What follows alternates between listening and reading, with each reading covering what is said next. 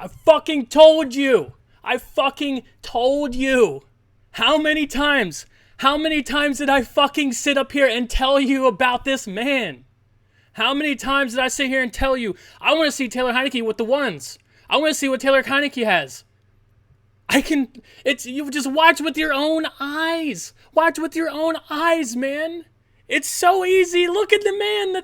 The legend has just begun. It's just beginning. This is our guy. This is the man. Heinicke. Heinicke. And I got to be there for the last game where we started the chant, the Heinicke chant. We started it. Come on, man. I sat up here all preseason sitting here saying, start this kid. Fuck Ryan Fitzpatrick. We have Russell Wilson minus the arm. We basically have Russell Wilson on our football team minus his throwing, his arm strength. We have him. We have the dude right here. This is him. We have a quarterback. We have our defense went from, how does our defense go from second overall best defense in the league last year to now our offense is the one that's carrying us? Sure, okay, I understand in this game there's a lot of things that went our way, but I put that on the defense. Our defense was horrendous and has been bad. They got after Daniel Jones early in this game, but besides that, man, we're sitting here depending on our offense, and our offense isn't really improved that much from last year, besides just a few couple pieces. And we all have Taylor Heinicke, Gibson, Terry McLaurin, and sometimes Logan Thomas. And where was Logan Thomas all game? And there's a lot of things that pissed me off about this game. I'm super happy we won. And the legend has just begun, ladies and gentlemen. It has just begun. And I don't care about the boo-boo there at the end of the game. I don't care about the boo-boo. Because, one, that was a really hard play and a really great play by the defender, and how they jammed Terry McLaurin and whatever.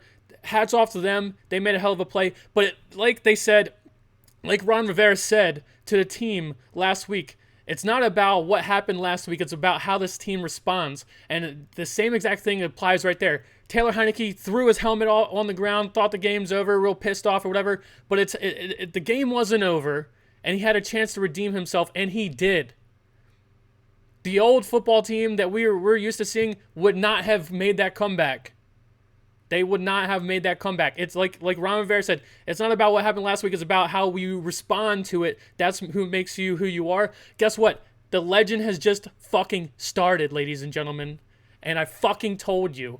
I know there's a lot of people out there, and like I said, a lot of people like Taylor Heinicke. A lot of people do. We've been calling for Taylor Heinicke. We've been saying, where's this at? We got a dynamic kid on our football team. He's smart. He knows what to do with the football. He knows where to go with the football. Sure, his arm strength isn't quite there. You know, you wish he had a little bit more of an arm. But the thing is, he's ahead of the game. He's smart. He knows what to do with the football. He knows how to get it there. I mean, dude, the two plays, the play to McKissick down the sideline, and then right away another shot to the end zone to Seals for the touchdown, for the go-ahead touchdown. I mean, that's Russell Wilson we're watching on our fucking football team. Are you kidding me? Are you kidding me? I am ecstatic, man. And I mean, don't get me wrong. If a Giants fan walked up to me and said, hey, you guys should have lost that game, I'm like, hell yeah, we should have lost that game. Hell yeah, we should have lost that game because of the defense. And this goes back to something like I was talking about in the last video, and some guys who pop into my gaming channel stream or whatever. Some of you guys know who you are, who pop in there or whatever. And we were talking about this last week after our loss. We don't know how to sustain success as an organization. We don't know how to do it. And this game had me so scared. And pretty much we've shown, how do we go from having a second best overall defense, and it was a legit defense. Like there was, just because people want to say, oh, maybe we played the NFC East and that's why. No, our defense was that good. And another thing I do have to throw in there, our defense is a grinder defense. They are grinders. I have a feeling as the season progresses and other teams get worn out, these guys are grinders and they're going to get better. I have that feeling. But man, they are starting slow. They are starting real slow, man. I mean, in my notes, I just sit here and like and this is what I'm trying to explain to you. We just had the second best overall defense last year, and our offense was garbage. And we sat here and said, if we could just get good play out of the offense to match the defense, we're talking going as deep as in the playoffs as you can think. Now our defense is looking real trash. Like, I'm not joking, real trash. They're looking real bad. And then all of a sudden our offense is the one that's scoring points and Taylor Heinicke is the man. And imagine if Taylor Heinicke had all the reps with the ones on the offseason. My God, Ron Rivera, you're killing me, man. You're killing me, man. How am I just a fan? How can I just sit here and see with my own eyes what this man can do? And you're sitting here want to ride out with Ryan Fitzpatrick. That is one of the most insanely crazy shit I've ever heard in my life. Just like dropping Adrian Peterson and or whatever. Like I said, man. I mean, I'm sticking the course. We have nothing better to do than stick the course with Ron Rivera. But like I said, at times there's there was like a call where he called a timeout or something in this game earlier or whatever, and I'm like, oh man, what are you thinking, man? And I cannot believe, and just as a football fan, what a hell of a week of football. We just saw the Ravens and the Raiders. That was a hell of a game. And then we got to see this on Thursday night. Our team sucks on prime time. We're 0-4 to Daniel Jones. And the thing is, when you seen me, when Daniel Jones came out of the draft and everybody laughed at the Giants, I wasn't laughing. I didn't think it was funny. I don't think Daniel Jones is a joke. And guess what? Maybe every other team in the league can find a way to beat him, but we couldn't for years. Still, even in this game, he played well. And against our defense was supposed to be a really good defense. Also, the Giants supposed to have a really good defense, and Taylor Heinicke put work in today. So still, like I said, I'm not one of those people who thought lightly of Daniel Jones, and especially not even today when we're 0-4. I thought we were going to win the game. Honestly, I did, but that was a hell of a nail biter. And like I said, if a Giants fan wants to come on here and be like, hey, we should have won, you're not going to hear an argument, but we did win. And that's what our team used to suck at in the past. When we had chances to win, when we needed someone to step up like Taylor Heinicke to come and make that last drive, we didn't have somebody to step up like that. We didn't. We would have crumbled. That's the old team. We would not have done that. But now we have a quarterback, man, and it's not a joke. It's not a joke. If this man can stay healthy, which he took some shots in this game, and like he said on the offseason, he put on like 10 pounds, whatever. He looks good. I haven't seen the wheel. He didn't even put any wheels on tape today. He didn't even run the ball today. He was pretty much a pocket passer. You guys didn't even see half his game today. And some of the play calling was atrocious in my opinion. There's like third downs where it's like 3rd and 2, and we're just like calling up like ridiculously long developing pass plays, and that's like the one where you see Taylor Heinicke having to run and like he gets sacked for a huge loss. Why are it's 3rd and 2? With Terry McLaurin's catching everything under the sun. Run him on a slant and hit him. And just some of the play calling I'm not a fan of. Some of the defensive play calling I'm not a fan of. Like I said last week, when we're not getting pressure, they didn't even blitz last week. This week we did blitz. It did hit home more times than not. And like I said, I would much rather die by the sword. I'd much rather die by trying to get some pressure on Daniel Jones and letting him carve us up like we got carved up last week. And guess what? It worked at times. It worked. And Dustin Hopkins, bro, man, I mean, come on, dude. Like, you had a chance to put this game away in style. This was like way more of a nail biter than it needed to be. And like I said, now if a Giants fan wants to come up here and say, oh, we should have won that game, I can't say shit to him. But if Dustin Hopkins would have walked up there and nailed that, what was it, like 49-yarder, 48-yarder, whatever, and even if they had the penalty or whatever, game's over. We got it. We can walk off with a little bit of class. Like we were like, oh shit, we beat them, and then we gotta like rely on a failed kick and then a second chance. Dustin Hopkins, bro. And and to be honest with you, man, that's the last straw for me. That has to be the last straw. That has to be the last straw. I don't care that he made a 43-yarder to win the game. He just lost us the game. This man went and put us in it. Sure, he threw an interception. He had a boo-boo. But like I said, and let's go back to that. Yet again, play calling. Play calling. We have the lead. We have the lead. And Antonio Gibson is running pretty damn well. He's had a couple of runs for first downs and stuff. It's 2nd and 7. We have the best punter. We have the best punter in the NFL. Arguably, at least. And it's 2nd and 7. 2 minutes left in the game. You're telling me you would rather throw the ball than run the ball and run the clock out, take their timeouts away, and punt, have Dustin have our kicker nail it down the damn field? What? That's what I'm saying. The play calling. I understand you want to be aggressive and get the first down, but on 2nd and 7, we just seen Antonio Gibson run the rock well, and you want to throw the ball. That's another reason why I'm not too worried about the boo-boo that might have really screwed us there.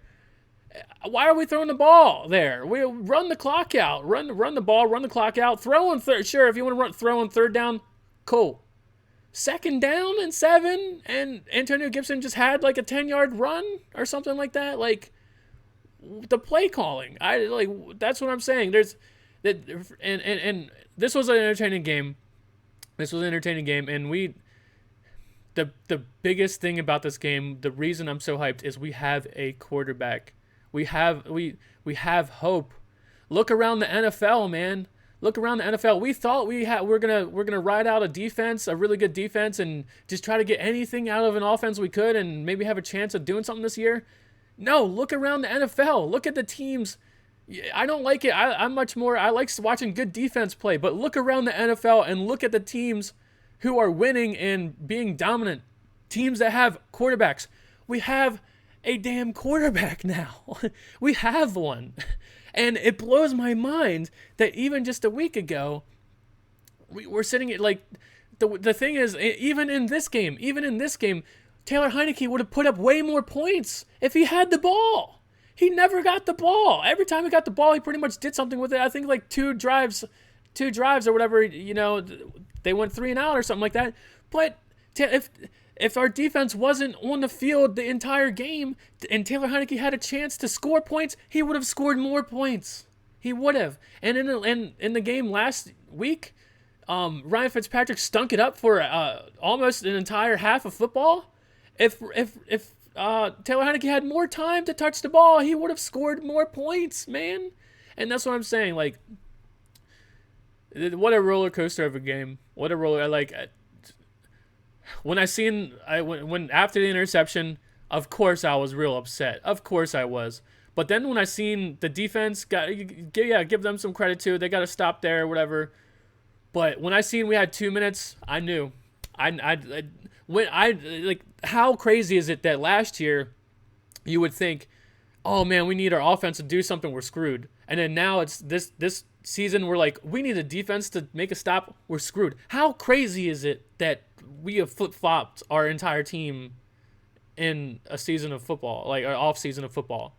That is insane to me. I have so many notes written down here, but I'm gonna keep rambling. It's already midnight. I got work in 6 hours, and I still gotta render all this stuff and upload it and everything. So I'm just gonna screw the notes, man. Screw the notes. I have so many notes written down, but I'm just ecstatic, man. And even the prime time football we're talking about here. 0-5 to the Giants in our last 5 games. And an old quarterback here that I used to like, a knock on him was he couldn't win in prime time. Well, guess what? Guess what? We got somebody. We got a baller, ladies and gentlemen. People around the NFL are about to be talking about this man. Like I said, this is Russell Wilson without the arm strength. Literally, this is what you didn't even get to see the wheels today. So I'm ecstatic, man. like I said, I can keep sitting here nitpicking. Where was Logan Thomas the entire game? Terry McLaurin was tearing it up. Don't get me wrong. I loved we came out at the very beginning of the game and started just feeding Terry McLaurin the ball. Love that. But we need some Logan Thomas too. Where's Logan Thomas at? Also, I do like that J.D. McKissick was in the game a little bit later and maybe more like in the second half or whatever. I want to see. I love Antonio Gibson, this or that, but I do want to see more McKissick mixed through the entire game, not just the second half. I want to see McKissick mixed in more. Give him some runs and shit. I don't know. And also, on the 3rd and 1, we now have to realize Antonio Gibson can't get the 3rd and 1. We let go of Peyton Barber, and there was a lot of people on the fence about that. Jared Patterson, he lit it up and all that, but guess what? I feel like, that was a huge thing in our game, is that we had Peyton Barber to make that 3rd and 1. Now we have 3rd and 1. Now moving forward, okay, I get it in this game. We wanted to see. The jury's out. Can Antonio Gibson get that 3rd and 1? And it just seems like he can't go up the middle and get it. He's more of like a finesse back. He has to run to the outside and outrun people, and he's damn well good at doing it. But where's Jared? Put Jared Patterson in there. The guy who's lower to the ground, more stocky. The guy who looks like he can run the ball straight. He's more of a straight line runner. Put him in the game. Moving forward, that's what I want to see. Like I said, I completely understand in this game. Hey, the jury's still out. Let's see if Gibson can do it. Let's see. Okay, I'm cool with it. But moving forward, 3rd and 1, somebody else better be out there, because it's Gibson ain't working for me there. But the defense was so bad. They were so bad. Jonathan Allen was, bless his heart, he's out there trying, man. There's a few people out there trying. Our secondary is trash. And don't get me wrong, I understand we're not getting a lot of pressure on the quarterback this year. At the beginning, or near in the second quarter or something like that, we were getting pressure on Daniel Jones, and I even wrote in my notes, if it stays this way, I see us coasting to a victory. In like the second quarter or something like that, when they started actually getting after Daniel Jones, I wrote in my notes, I was like, if it stays anything like this, I have really good hopes that we're gonna win this game. But it didn't. The third, and there's parts of my notes where I literally they remember the time when the Giants, penalties is another thing we need to talk about here in a second. But when the Giants got 2 false start penalties, it was like 3rd and 5, and it was like 3rd and 10, and it was like 3rd and 15. I wrote in my notes, if they get this 3rd and 15, I'm gonna off myself, because that makes me want to not even watch football all the rest of the season. If they got that, if they just got 2 false starts in a row and it was 3rd and 15, I was like, if they get this, I'm done. Like I cannot watch this anymore. Luckily, I don't think they did. They got damn close and they still got a field goal out of it. Daniel Jones ran the ball there. And like I said, dude, I'm not gonna sit here and bullshit anybody.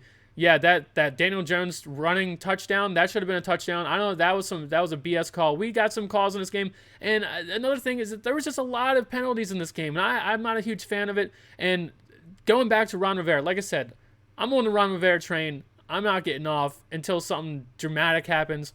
But for us to sit here and look, and we're like, hey, Ron Rivera is an established head coach. He's a no-nonsense guy. Why are we so undisciplined? I thought that's what he's supposed to do. I thought, so, and we're sitting here watching penalties. There's a part in my notes where I'm like, if the penalty, how do you ever expect to win with these penalties? And the other thing is, we have this guy trying his heart out to win, and we're just getting so many penalties, and like, we get holding on a kickoff, and it's like then Taylor Heinicke has to start from like the 15 or the 10 or something, and it's just like every single time we're about to get the ball back, we're getting penalties or false start, or Sam Cosmi he has a dumbass penalty where a 15-yard penalty kills a drive. Like, everything was going against this guy right here, and he still made shit happen, man. He still made shit happen. I just want to go back and watch that drive one more time, just over and over, or just over and over. I want to watch it, just when we need it, when we're down, it's fourth quarter, like 4 minutes in the game left. Like, we have to have it. Just bink. J.D. McKissick on the outside. Next play. Bink. Touchdown. I mean, come on, man. We haven't seen that here in a long time. Like, and that's the thing that, it worries me some. Yes, his arm strength, throwing the ball over the middle sometimes, and he had maybe one or two other close call throws where, I'm like, bro, I shouldn't have done that. But I'm not going to knock the dude for trying. And guess what? Not knocking him for trying, that's that touchdown. Him throwing that ball up in the end zone, that's him trying. So I'm cool with him trying. I think he's going to make more great plays than mistakes. And he's just learning and getting better. I know, he's been in the league for a while and bouncing around, and he's not like a rookie or something. I know that. But he hasn't had starting NFL experience versus the best guys and defenses like the Giants. He's only going to get better. And like I said, I just can't get it through my head. How is this man... How did he go through the entire offseason? And I understand, and I always heard in the offseason, Taylor Heinicke threw 3 interceptions in practice or whatever. Okay, I get it. But when we watch these guys play in preseason, you've seen me every single week I came up here. I want to see Taylor Heinicke with the ones. We have to. If we want a chance, like I said, dare to be great. I'm tired of this bullshit old philosophy. Well, we're going to go play solid defense and we're just going to try to have Ryan Fitzpatrick not fuck up. And you expect to win a Super Bowl that way? No! Dare to be fucking great, man. Dare to be great.